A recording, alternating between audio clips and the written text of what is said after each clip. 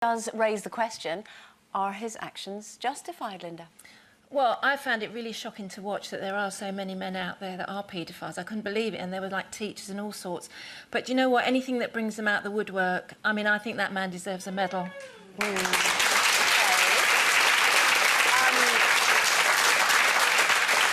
I mean, listen, no one's going to lose sleep over any of these guys ending up in prison, for sure, but I don't think we should condone vigilante action, because then, you know, this guy operated in a very straightforward way. He did it properly, but there's an awful lot of people out there that wouldn't, and there's a very good scene in the documentary where when one guy leaves the house, people in the area know and that this is a house used to catch paedophiles, and they start coming around, and this guy has to protect him. You know, there are some yobs out there where it would get out of hand. He's very controlled, actually, isn't he, in the way that he does it. Yeah, very. If you watch the show, what do you think, Maddie? Well, first of all, I thought it was a brilliantly made documentary. Yeah. It was so disturbing. I couldn't believe how I was swinging from one way to the other about how I felt about what he was doing. And that image that we just showed just there, that's the paedophile hunter that we were talking about. He's the one that